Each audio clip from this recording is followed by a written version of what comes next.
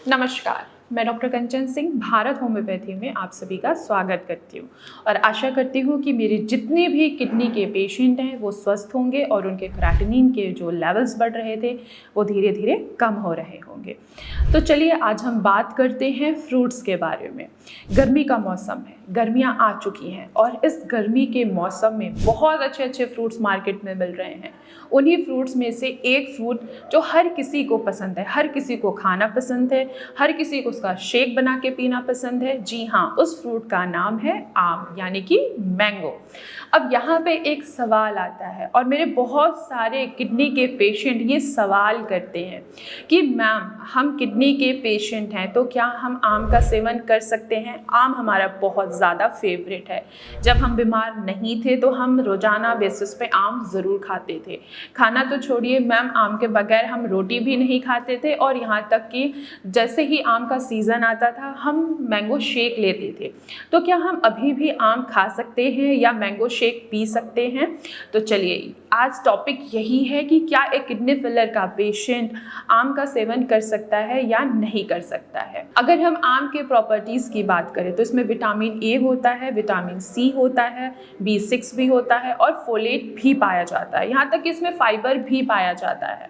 अगर आप हेल्दी हैं, आपको कोई प्रॉब्लम नहीं है, आपको किडनी से रिलेटेड कोई भी समस्या नहीं है, आपकी किडनी बहुत अच्छे तरीके से फिल्टर कर रही है, आपका GFR 120 प्लस है, आपका क्रेटिनिन नॉर्मल है, आपका यूरिया नॉर्मल है, आपका पोटेशियम अच्छा चल रहा है, आप ब्लड प्रेशर के पेशेंट नहीं हैं, आप शुगर के पेशेंट नहीं हैं, तो आप आम आसानी से खा सकते हैं क्योंकि इसमें विटामिन पाया जाता है। इसमें विटामिन ए और विटामिन सी के साथ साथ इसमें फोलेट भी होता है, फाइबर भी होता है और B6 भी पाया जाता है। अब यहाँ पे ये भी एक सवाल आता है कि कितने पेशेंट खा सकते हैं या नहीं खा सकते हैं। तो देखिए, आम में तो ये सारी प्रॉपर्टीज़ होती ही होती है, लेकिन आम में टार्ट्रिक एसिड भी होता है, मैलिक एसिड भी होता है और सिट्रिक एसिड भी होता है। जब एक किडनी फेलियर का पेशेंट आम का सेवन करता है, ऑलरेडी उनकी किडनी काम नहीं कर रही है, एसिड को बैलेंस नहीं कर पा रही है, फ्लूइड को बाहर नहीं निकाल पा रही है, तो इससे क्या होगा कि जब भी आप आम का सेवन करेंगे तो ऑलरेडी आपके ब्लड में जो एसिड की मात्रा है वो और भी ज़्यादा बढ़ जाएगी, जिसको मेटाबॉलिक एसिडोसिस कहा जाता है।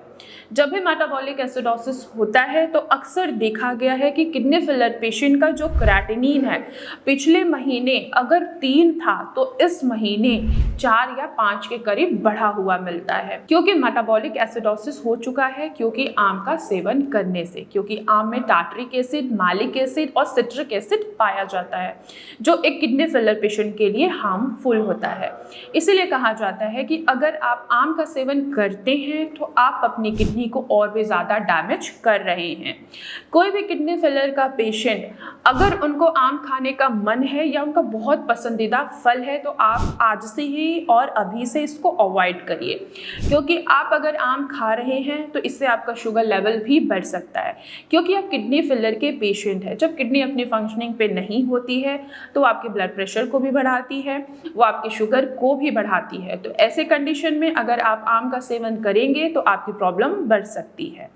अब आम आप नहीं खा सकते हैं, लेकिन मार्केट में भी और भी बहुत अच्छे अच्छे फ्रूट्स आ रहे हैं, जैसे कि एप्पल है। आप एप्पल का सेवन करिए, इसमें एंटीऑक्सीडेंट होता है, इसमें लो पोटेशियम होता है जो आपके लेवल्स को बढ़ने नहीं देगा। साथ ही साथ आप पपाया का भी सेवन कर सकते हैं, ये आपके डाइजेशन को इम्प्रूव करेगा, गैस एसिडिटी नहीं बनने देगा।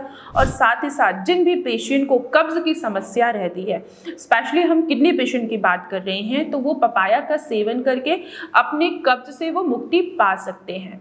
तो आप मैंगो का सेवन ना करके आप सेब का सेवन करिए, आप पपाया का सेवन करिए।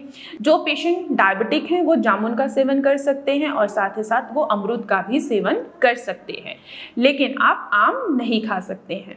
मैं आशा करती हूँ कि मेरे बहुत सारे ऐसे पेशेंट होंगे जो किडनी फेलियर के पेशेंट हैं और उनको पता ही नहीं है कि वो आम क्यों नहीं खा सकते हैं। तो मुझे ऐसा अनुभव हो रहा है, मुझे आशा ये भी लग रही है कि आज उन्हें पता लग चुका होगा कि हम आम खाने के लिए उनको क्यों मना करते हैं। तो आज की वीडियो में बस इतना ही, फिर मैं मिलूंगी नेक्स्ट वीडियो में। तब तक के लिए धन्यवाद।